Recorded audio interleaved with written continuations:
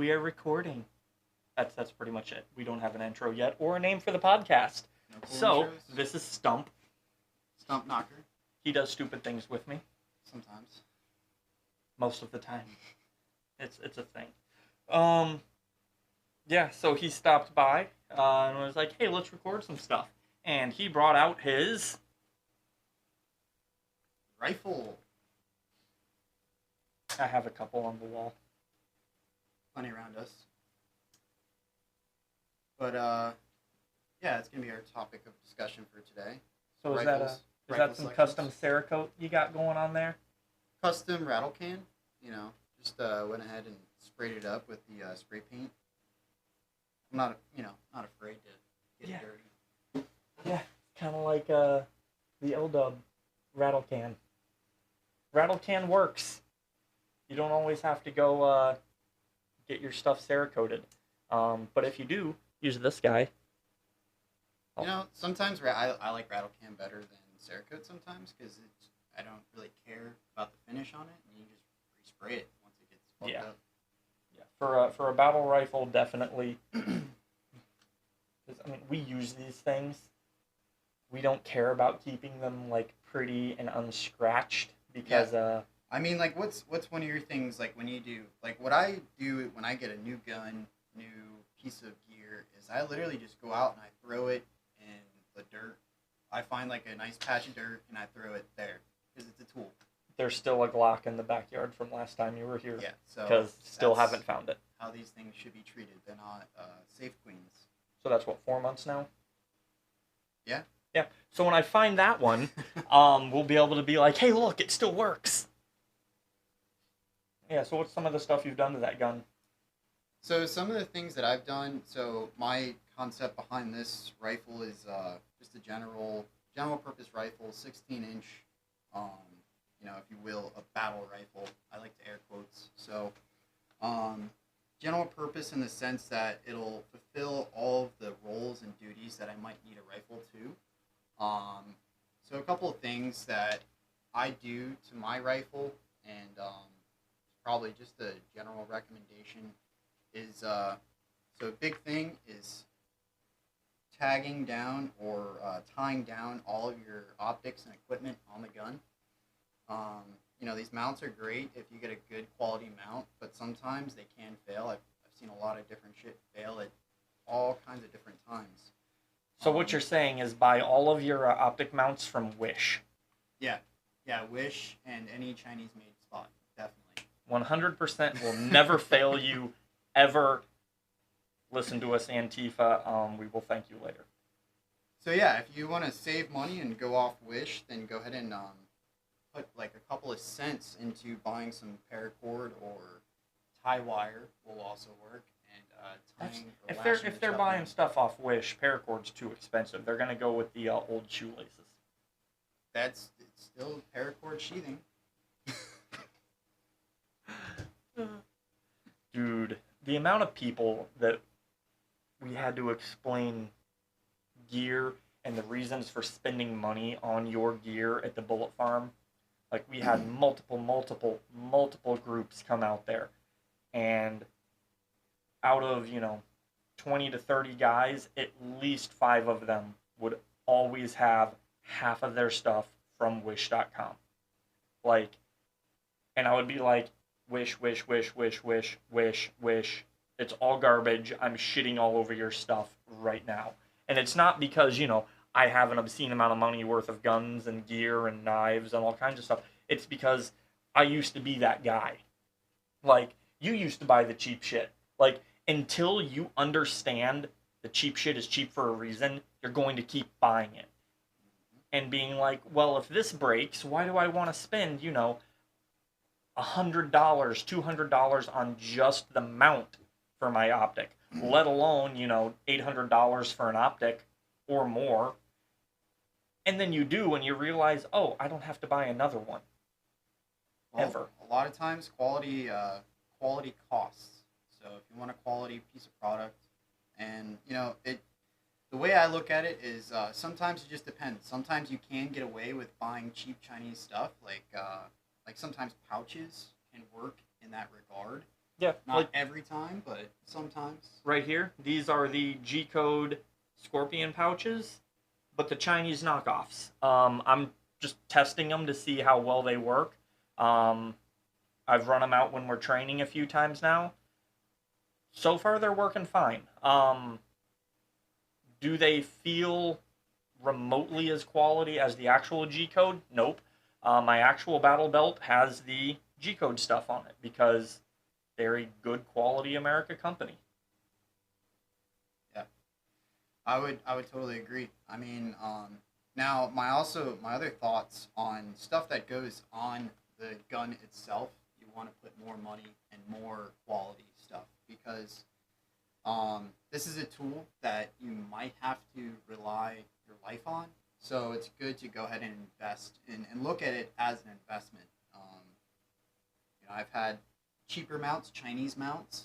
The screws will torque out or get over torqued and they won't clamp onto the rail as well.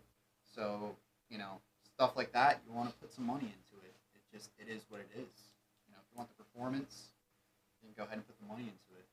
Yeah, and it's not just with the like your QD mounts. Mm-hmm. The Chinese ones don't hold. Nope. Like I found some. They were cheap. I was like, oh, let's test them, see what they do. Literally, you just hold the rifle by the strap and go, and they would just pop out. Yep. Useless. Waste of $20 for the two of them. Yeah, go ahead and I mean, even the hardware, go ahead and get U.S. made stuff. I mean, luckily we're in a day and age where we have different tiers within the market itself, and you can always get budget-friendly stuff that still runs. For instance, this MS-1 sling, Magpul, their first series slings. It's just a 2-point sling. It's probably in the market for like 30, $40. That's my go-to. I've ran this sling for years now, and it holds. And it's not an $80, I don't know, whatever sling that is out there right now. It's a good sling. It runs. It does the things that you need it to do. It extends out, goes back in the way you want it to. It's not over-engineered. Yeah, yeah. Some of the stuff is thing. like some of the slings they have that like instead of just doing this little flippy piece, they have that giant strap to grab.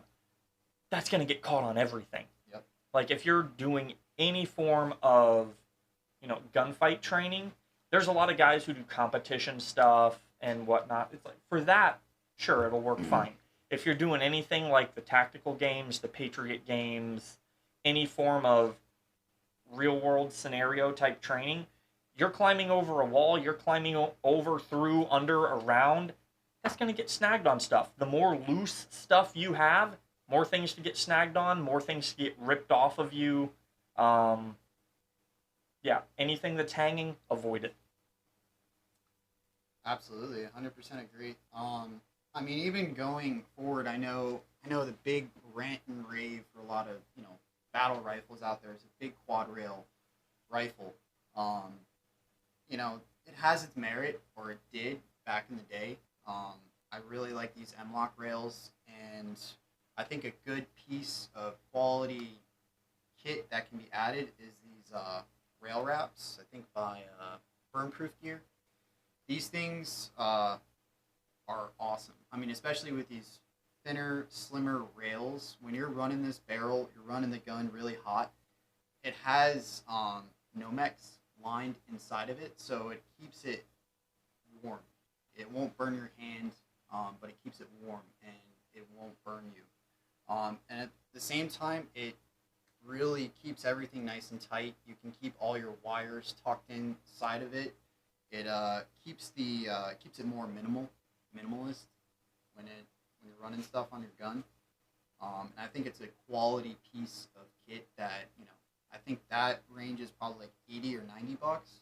But when you look at the cost comparison of a single rail wrap that takes care of all of your problems versus a quad rail, you're looking at handguard fixtures, you're looking at extra rail panels, you're looking at extra stuff, which is one, extra weight, and two, extra money. I think you can really save the money in just buying one piece of kit and solves all your problems for you. Yep. Um,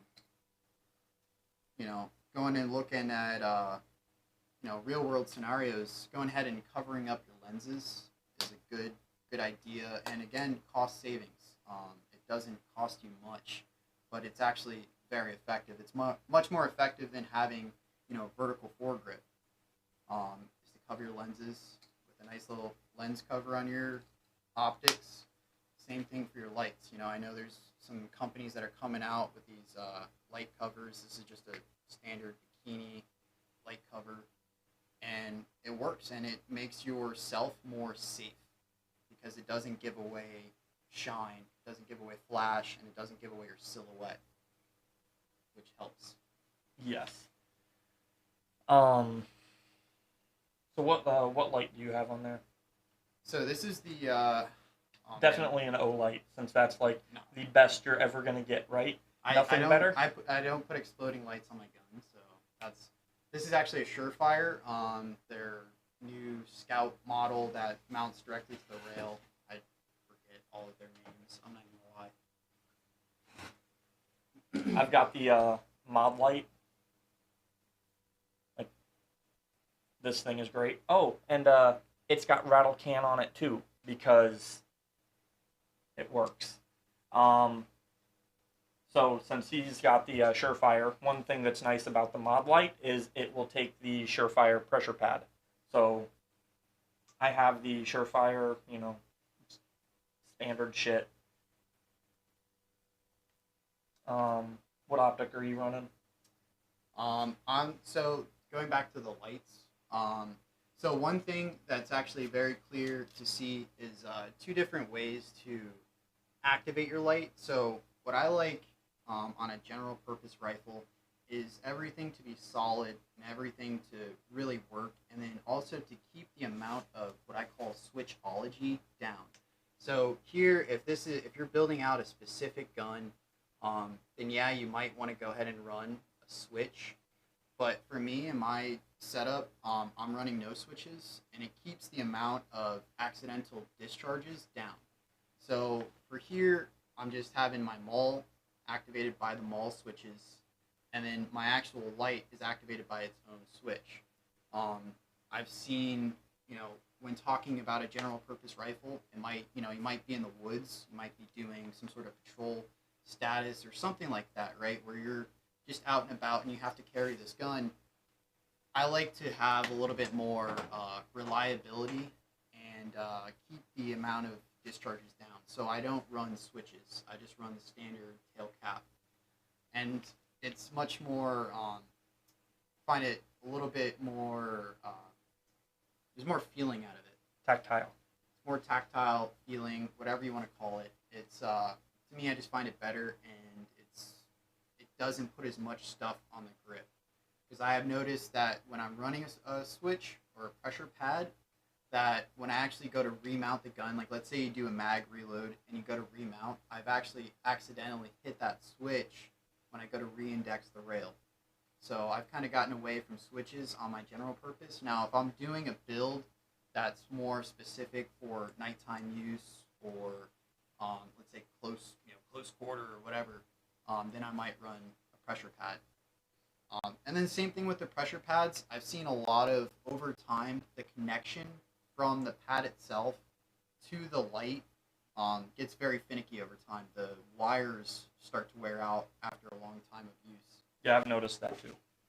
So those start becoming less reliable. But let's see, going to optics now, this is definitely, like, I guess, probably something that people are looking at more now as we're getting into the what-ifs of rifle usage. Before, early 2000s, mid-2000s, a lot of guys were coming back from GWAT and praying by red dots, which red dots work. They have their place 100%. Sometimes, though, you do need some magnification. And so a lot of people are now kind of switching gears to magnified optics, whether you call it LPVOs, optics, telescopes, whatever you want to call them. They have their place. and especially for PID, positive identification on targets.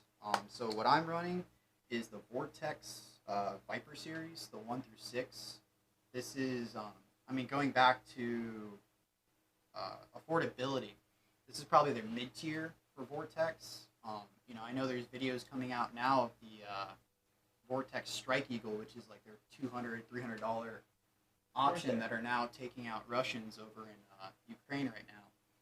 So this is their next step up, and then the step up above that would be the Razor, the 1 through 10 now Razor. The Viper series is a great optic for the money.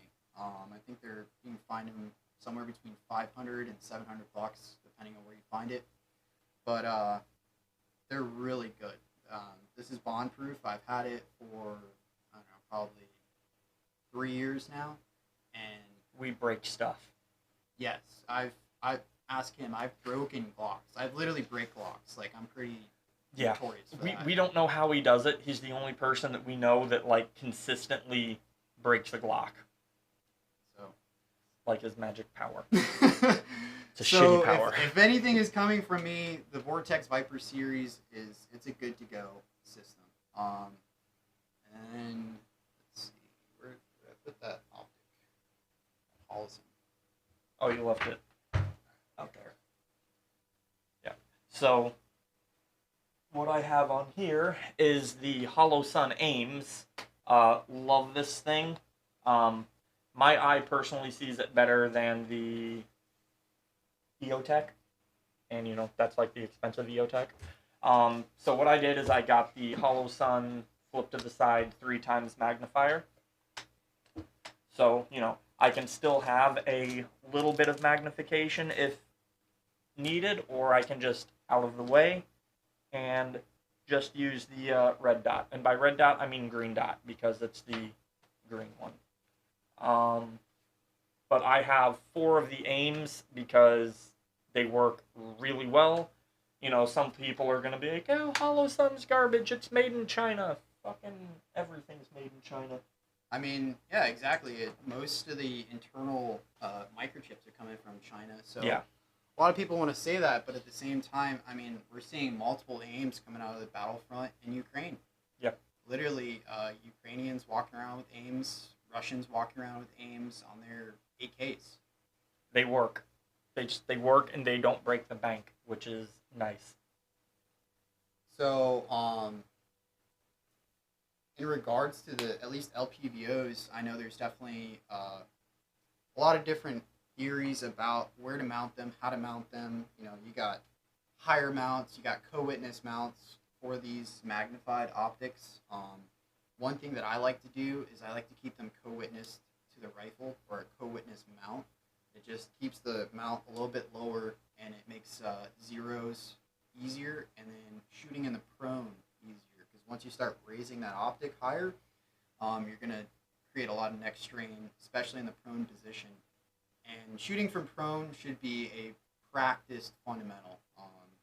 I know for some weird reason, some people have said to not shoot from the prone, but if you look at any sort of combat footage, there's a lot of dudes going in the prone and shooting bad guys in the prone because there's no cover or concealment.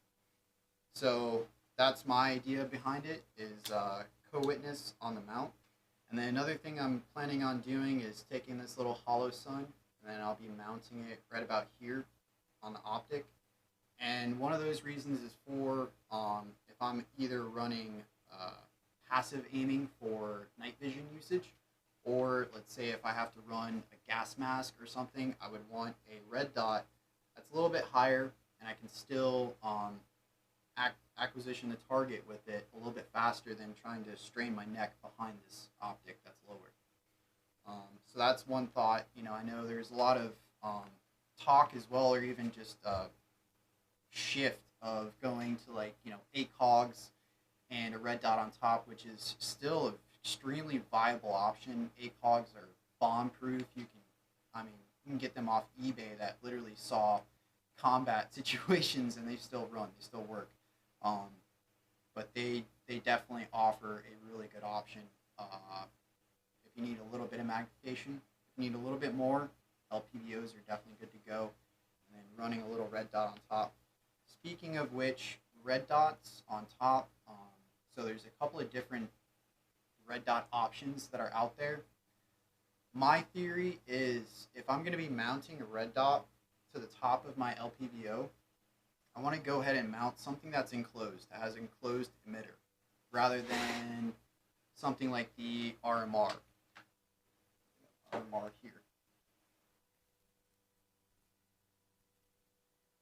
Okay, so problems with the RMR or mounting any open-faced emitted optics is that rain. As soon as it rains, your RMR is cooked. You know, any good red dot class will show that to you. And the it's not that it breaks your RMR. The RMR is perfectly fine. Mm-hmm. It's that water gets on the emitter, and now it just fuzzes out, and you don't have a red dot anymore. Correct. So being here down in South Florida, that is a huge consideration, is the rain. And it never rains here. What are you talking about? We have a hurricane in 3 days. Yeah, it'll be a baby. It'll be all right. Dirt bike weather, man. Or as Johnny says, surfing weather. Yeah, there's going to be a lot of surfers out. Yeah. Even in the streets. that would be me. Florida man, wild. So I've got a skimboard, a rope, and you've got a truck. We can work something out for sure. So closed emitters on the optics. Go closed emitter. I actually don't have that hollow sun yet. Johnny has a bunch of them now. You have one. I will end up buying a couple of them. They're just so far everything that I've ever gotten from Hollow Sun has just been fantastic. Like they work. Like I've seen you remember Tyler out at the Bullet Farm? Yeah. He had the crack running through his and it still held 0. Yep. We don't know how he broke it. He doesn't know how he broke it. He's like, I'm not gonna fucking warranty it out. It still works. Like I just want to see, like, as far as I know, that thing still runs even though there's a crack completely through the glass. I mean, even the I think one of the best product testers out there is Sage Dynamics. Aaron Cohen. He's ran these, I think, 10,000 rounds. Plus, he does the drop test, which is dropped directly on the optic. Like I think he did it like 50 times or 100, some obscene amount, and they still run. So, I mean, Allison. Yeah, and that's what, and that's like $400, something, $450, somewhere in there. Yeah, and that's significantly more inexpensive than other similar things on the market that are going to be the same quality aspect. So yeah. You know, 5 minutes ago we were like, China sucks, fuck Wish.com. And now we're like, China makes Hollow Suns. That's like the only thing that China makes that's amazing. Outside of Samsung phones. Fuck Apple. Yeah. Well, China just runs everything now. So everybody wants to say America first. I mean, but with the amount of control that China has, it's kind of hard to get away from it. Yeah.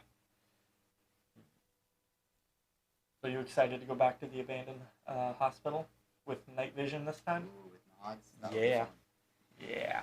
That will be fun. Gonna give the PVS 7 to Tabitha. I haven't let her walk around with it yet, so we're... Cyclops. Oh, she's already clumsy enough. So if any of you watched the us at the abandoned hospital video, it was horribly shot because we didn't know that thing existed, and we're like, hey, let's go here, and we didn't have our nods with us, so all that was filmed with my phone and string light. So was not that great. When we go back, we will have our nods, and I will bring my Psionics camera, so we will have an actual night vision camera running as we're exploring this place better. Hopefully the guard will take $20 again. I'm actually just going to be like, hey, do you want to learn how to use some night vision? I don't know, man. $20 is $20. Yeah, that's more than he makes in an hour, so. What else have you been up to? Just work, man. Work and doing all sorts of different stuff, So what do you think about this hurricane? That's not a hurricane yet that everyone's panicking about. It's honestly, I'm watching on the radar. It's not gonna be anything. Yeah, I'm not worried about it at all. It's gonna hit us as a Category 2. This coast will see a lot of rain, some wind, gusts, really gusts. That's gonna be the main thing, but it's not gonna be that bad. Yeah, people are already like panic buying gas, and I went to Walmart. The bread aisle is empty. The water aisle is empty. And this like older lady was like, I don't know what to do. I don't have any water. There's no water left. And I'm like, go to Sporting Goods, and for $20, you can get a Sawyer water filter. It's good for 100,000 gallons of terrible swamp water, and it will turn it into perfectly clean, drinkable water. She was like, what? That's the thing. I'm like, yeah, that's a thing. Hi, Roxy.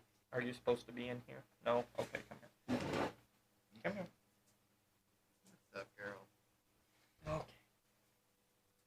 Tripod wants to be on the show, apparently.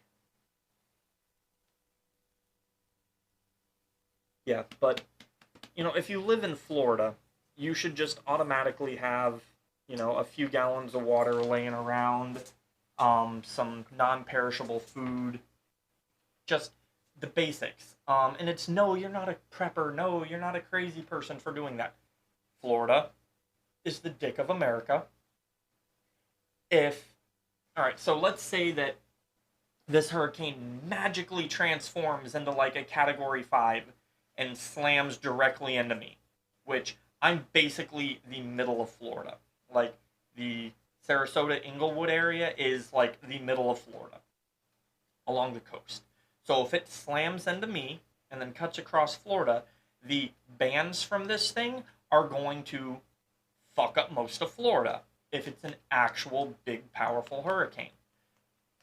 Guess what? If it fucks up all of Florida, the National Guard is not coming to save you. Your local law enforcement is not coming to save you. EMS is not coming to save you. Like, that shirt that's floating around and the patches that are floating around the internet right now where it says expect to self-rescue, that then becomes a reality. You shouldn't be, as soon as a potential something comes up, go, oh my gosh, I need to get all this stuff right now.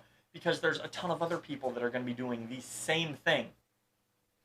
I don't mean, go out and buy a wall of guns. Don't go out and buy 6 things of body armor. Like, if you can afford that, awesome. But don't just rush out and do stuff, because when people are panic buying a lot of stuff, the prices of it are jacked way up. But, having your own food supply, your own water supply, your own plan for what to do if something goes wrong, is really important. And that should just all be common sense. I mean, if you're proactively thinking about, the worst case scenarios, like purchasing a firearm, you should also be thinking about the worst case scenario of losing power. Yep. Losing power for a week, 2 weeks. That should be just a reality of your life. I mean, it's a reality of everybody's life. I have a massive solar panel system on my roof. So, if everyone else loses power, I don't. Like, does it cost a lot of money? Yeah. But what's awesome is everywhere does finance programs. Like, you don't have to, there's all those ads everywhere. Oh, it's free to you. It's free to you. No, it's not. It's not free. They are lying. Yes, you do get a government incentive tax break. Bullshit. It's not very much. Doesn't matter. But what they do is the finance company works with it, figures out everything, and they go, okay, if you're spending $400 a month for your electric bill right now, we're going to put a system on your roof that will replace your electric bill, and then we're going to charge you $350 a month until it is paid off. Okay, you're saving $50 every month, so that's, a couple boxes of ammo, some extra bags of rice and beans for your food supply, whatever you want it to be. But now you have something that will allow you to have power when there is no power. And Things to think about. If you have elderly people in your family, they need air conditioning. Like, the Florida heat and humidity can literally kill old people. It can So, kill anybody. The heat can. yeah, especially if you're not used to it. If you're somebody that, is used to being inside in the AC all the time, it's not going to work out so well for you. I'm used to being outside a lot. He's used to being outside a lot. He is actually an albino, but you can't tell because, no, he's Lebanese. Um, um, but yeah, no, just simple things. Rogan Camp talks about this all the time. Um, you know, don't buy that energy drink. Don't buy, that pack of cigarettes. Don't do, simple things because that money adds up. Um, like a lot of people go, oh, Wick must have like a lot of money because he has, $50,000 worth of guns hanging behind him. I don't. I make poor spending decisions and buy guns over having a savings account. But the main reason that I'm able to do that is I do not smoke, don't drink, I don't do drugs. Like, at all. Ever. So, how much are cigarettes now? Like $7, $8 a pack or something? I don't even know. Yeah, so if you're a pack a day smoker. Yeah, $7, $8, $9. Yeah, so, let's say it's, $8 for a pack of cigarettes and you smoke one pack a day. Every, 10 days, that's $80. That is a couple, that's what, 400 rounds of 9? Yeah. Yeah. Just about. For 10 days of not smoking, which will make you healthier. So you can run around more. You can be more physically active. It's a twofer. You get something that actually has a tangible value and and you're not fucking up your health. I mean, yeah. I mean, your health should already be in the forefront of any preparedness plan, right? Yeah. Because if you can't move yourself, if you can't move your own body weight through obstacles over long periods of length or just time, then you're gonna be suffering. Period. And it's easier to suffer now when times are easy than it's a lot harder to suffer when times are harder. Yeah. If that makes any sense. If you're if you're not able to, so earlier today, I had to drop off my dad's van because it's having some brake issues at Firestone. It's 4 miles away. I could have taken the easy route and Ubered home, at 11 when it's like the hottest time of day in Florida. But instead, I chose to power walk home. So it's super hot. Was I wearing, jogging shorts or anything? No, I was wearing, my 511 pants, a t-shirt, Ultima shoes, which I wear those all the time anyway because they're just like the best shoe for Florida, and my hat. Like, hot as fuck. Went 4 miles, and would it have been easier to go slow or take the Uber or anything? Yeah. But that's not, helping you. Like, if you're not able to go a couple miles with just your own body weight without just having fatigue and shit set in, what happens when you gotta, throw on your body armor, throw on your helmet, grab your rifle, grab your battle belt, throw your pack on? So now you have like an extra, depending on what you carry. What? 100? Yeah. Could be 100 pounds. Could be more, could be less. But let's just call it 100 pounds. So I'm 190 pounds. That's adding a whole nother half of me to the equation. It sucks. Yeah, if you can't get up right now and run a 5K, like just a slow mileage, good paced 5K, you should probably reevaluate your health. That's just bare bones. That's just one little test. And work on your all's diets. Like, McDonald's is not a thing. Like, I eat it when I'm out of town doing gun shows and I'm driving and I'm on a time crunch because it is fast and cheap. And literally halfway through eating whatever it is, my body just goes, I don't want any more of that. It's fucking garbage. What are you doing? And I'm like, it's calories. Shut up.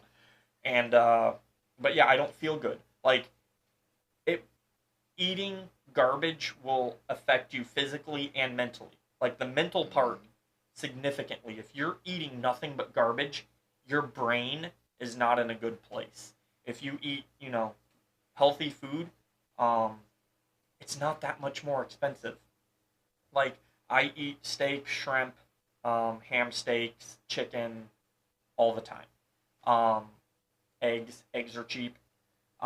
Steak is actually more expensive than lamb right now, so I eat a lot of lamb as well.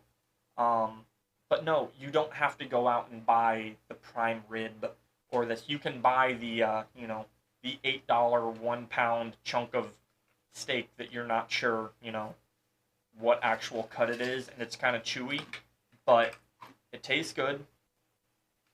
It's got a bunch of, good for you properties. Um,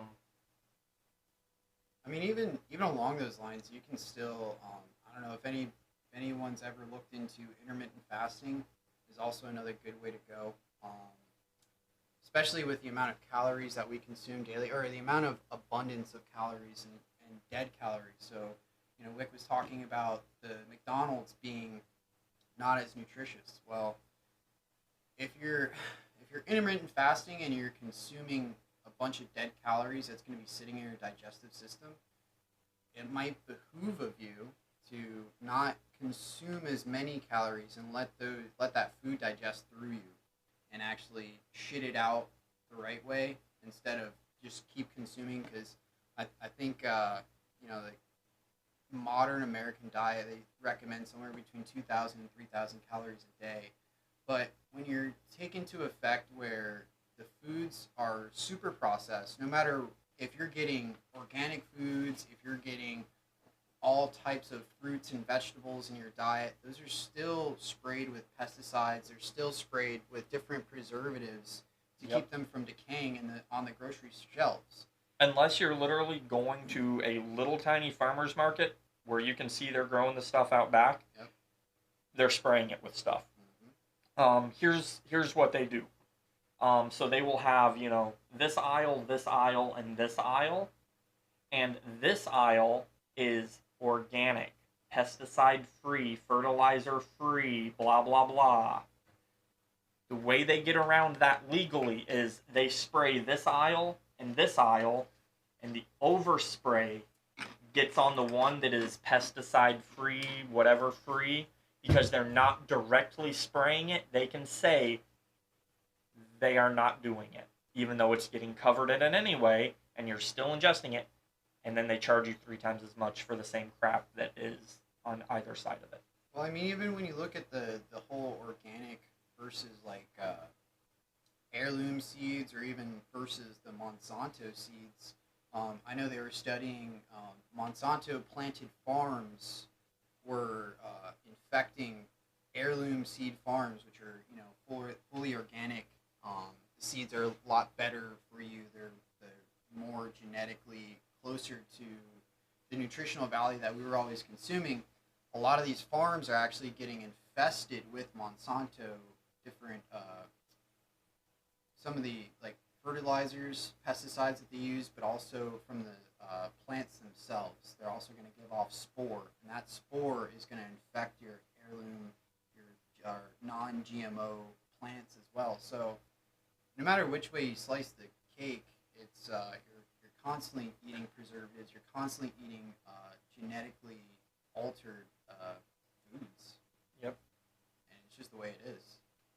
I'm just glad that there's they don't call them the victory gardens anymore. They're just, the urban farming movement, where people, instead of planting flowers in their yards, are starting to plant things that they can eat.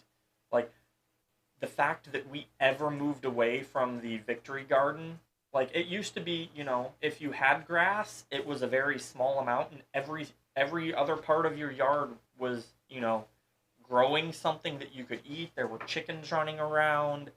That was the norm. Mm-hmm. I have no idea why we ever got away from that.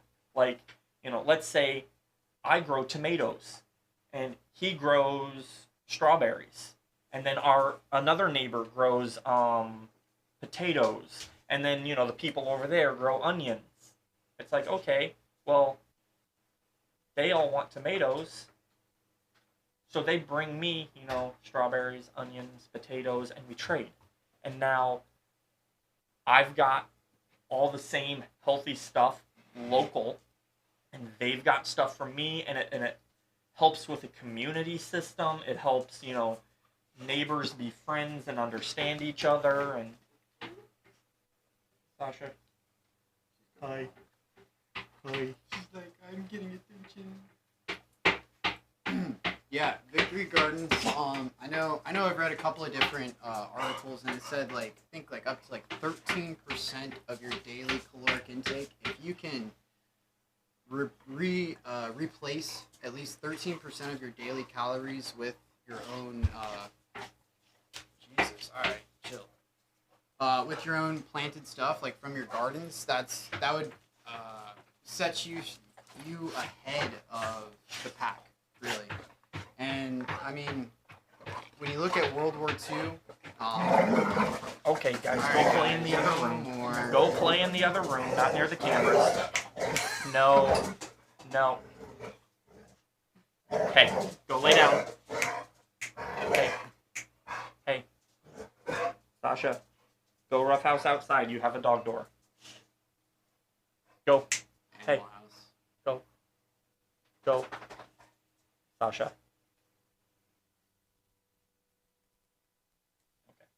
So yeah, Victory Gardens. They're very popular in World War II.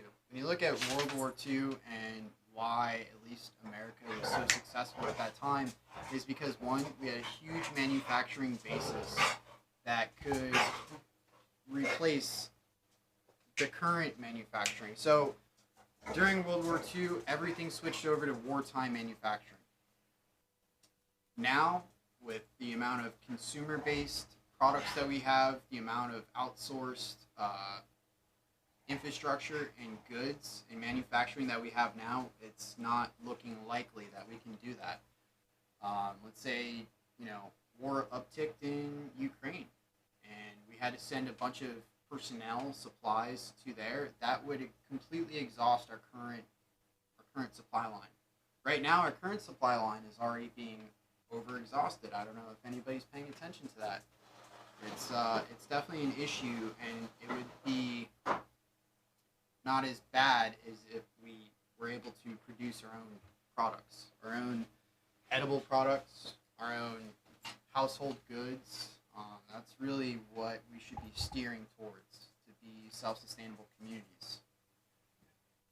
Yeah, I mean, just go to the store, like Walmart, Publix, Kroger, whatever you have up north, and you'll see empty shit, like just empty shelves everywhere. And one thing they've been doing recently to try to hide the empty shelves is they'll take filler items and just have a whole aisle of peanut butter or a whole aisle of Cheerios. One thing my local Walmart did, they took the giant Tupperware containers, like that people store stuff up in the top of their closets and whatnot with, and they had multiple aisles of nothing but those. Not stacked in each other, with the lid stacked next to them for sale. They were for sale, but they had the bin with the lid on the shelf. And that was the entire aisles, both sides, just those. None of them stacked, so it looked like it was full, but it wasn't. Yeah. And I think we're gonna see more and more of that. There's honestly no way around it. Yeah. Well, it's like with the fertilizer shortage and all that. Like, people don't understand that, the shortage for all that stuff that just happened, that doesn't affect us right now. That affects us downstream when there's nothing for us to buy because it didn't grow. Now, here's another thing. It's not going to affect us in America as much as it will a bunch of the other poor countries. Um, if we're having, a discomfort here because, oh, our supply chain got disrupted a little bit, so, you know, we don't get to have that thing that we like. That's, an annoyance to us. Go to some of these other countries, they now no longer have something they need to survive. Um, yeah, there's, world's falling apart. Basically, that's the basic gist of it. See the new shirt? Team Glock Brazil came to the shop. Oh, that's sick. Yeah. Yeah, no, those guys were awesome. That was a squirrel movement. Yeah, but since we were just talking about food, I'm hungry. Do you want food? Let's go get food. I could always eat. Yep. We don't have an outro. We don't have a name. I'm Wick. This is Stump. Fuck off.